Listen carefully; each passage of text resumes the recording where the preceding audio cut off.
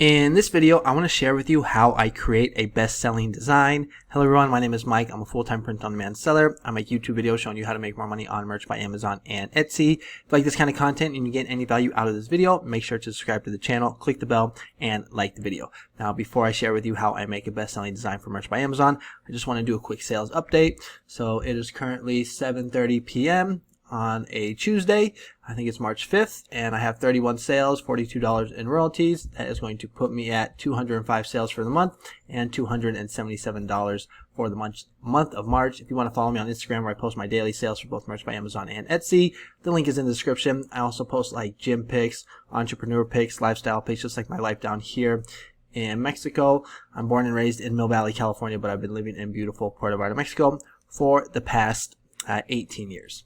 Okay, so let's go ahead and get into the content. So in this video, I want to share with you what I'm thinking about when I'm trying to make a best-selling design. I actually came up with a little Word document on some of the things I like to think about when I'm making that design. So if I can just pull it up right here. So best-selling design elements. So I like to break it down into two sections. You have the niche, and then you have the design. And the reason why the niche is important is because you can have the best design ever. Like, it just be amazing artwork.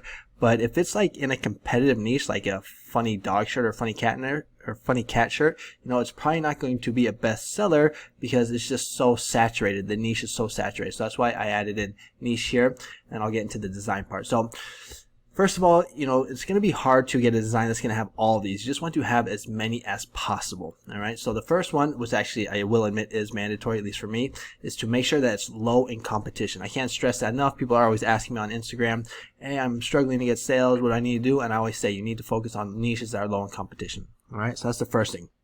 Another thing that's also going to help you get a best-selling design is if it's cross-niche. The more cross-niche you can get the design, the better. You know, I like to cross-niche, triple-niche, sometimes even quadruple-niche, but my sweet spot has always been around cross-niching or triple cross-niching.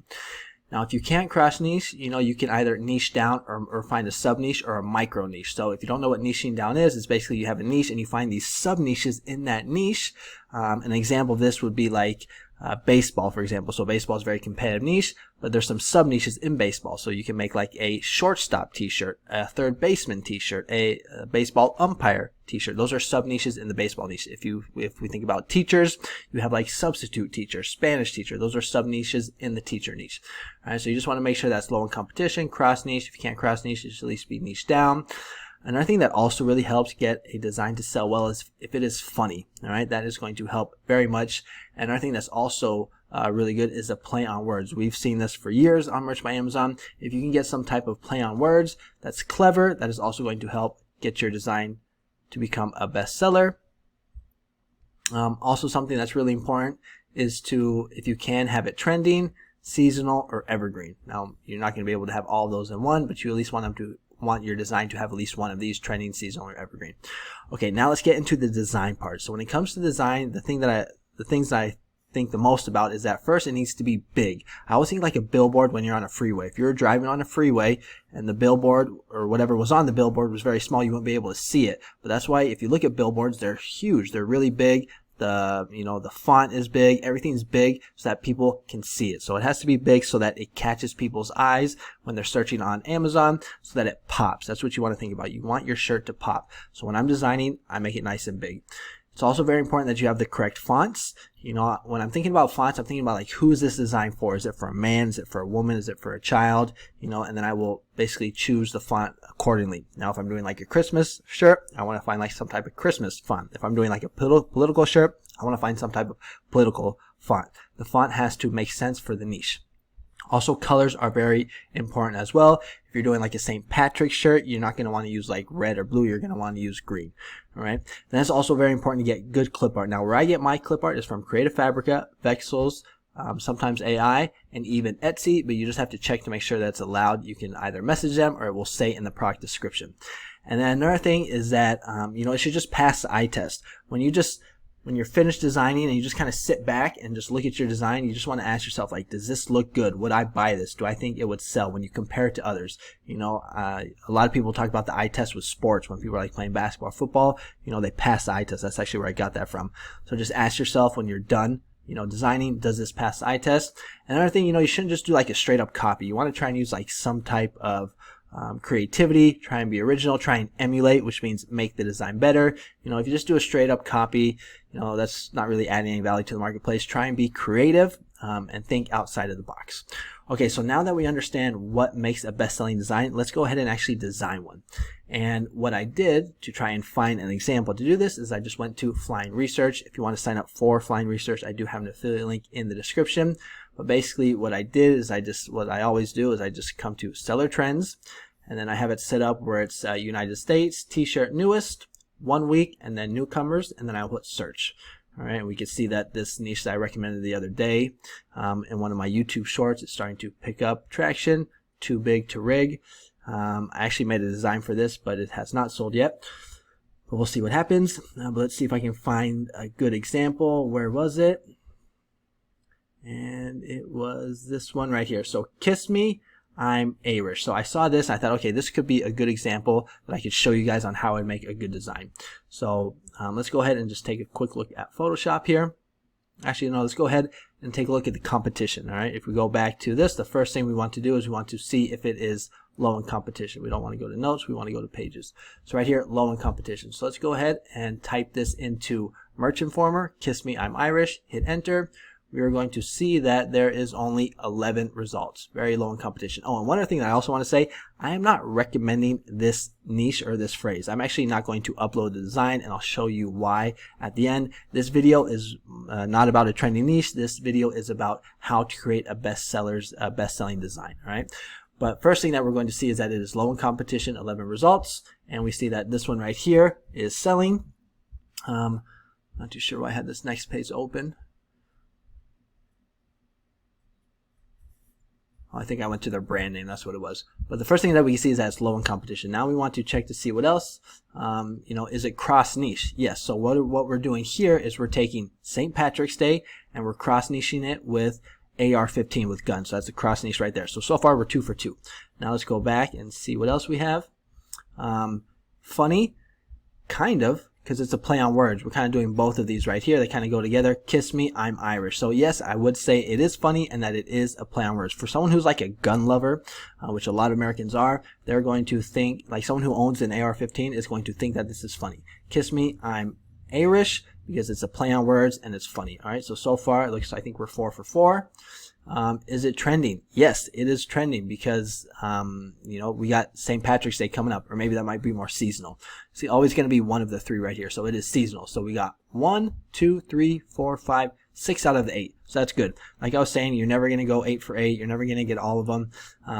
But you just want to try and get as many of these as possible. Actually, I didn't have it wasn't niched down, so maybe it was less than that. But still, I think you get the point. You just want to get as many of these checked off as you can. Okay, so now we see that this has good potential because it checks off a lot of the boxes in our list right here. Now it's time to go ahead and make the design. So I'm just going to jump over to Photoshop here. And the first thing that I like to do, whoops, that was the final one right there. Let me go here. So first thing that I want to do is I want to find a good font. All right, and when I come back here, I'm going to see that this one right here, it kind of has an Irish font or St. Patrick's Day font.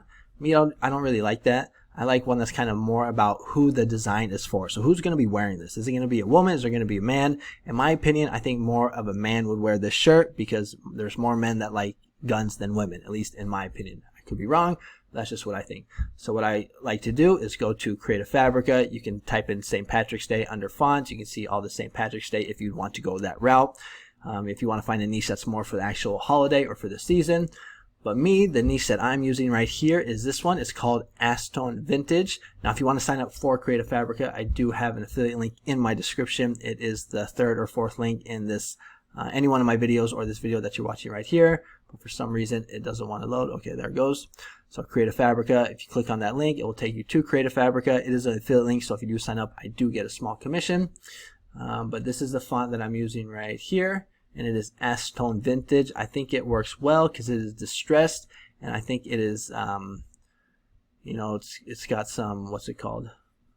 I think distress is the word that I was looking for. It's distress, and I think it just works more for men than if I were to use like a St. Patrick's Day font like I just showed you. Okay, so now that we got the font, now we need to get some clip art.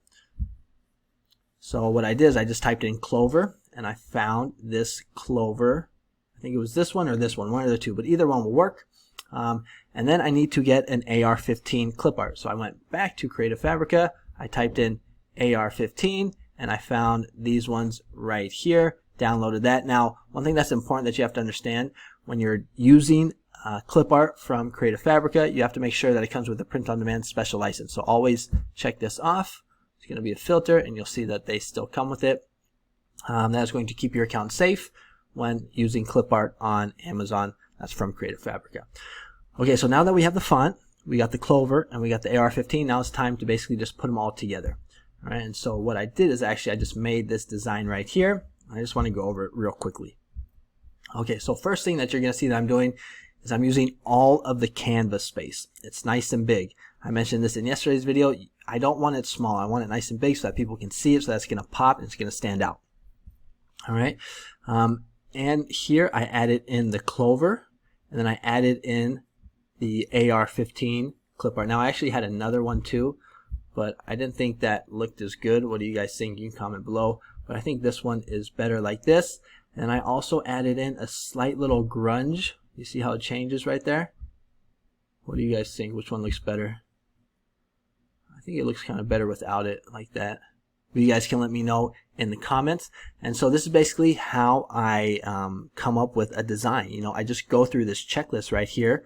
You know, making sure that's low in competition, that's cross niche. If I can't cross niche, then I'll try and niche down. You know, try and make sure that's funny, that it's a play on words, and I try to make sure that's trending, seasonal, or evergreen.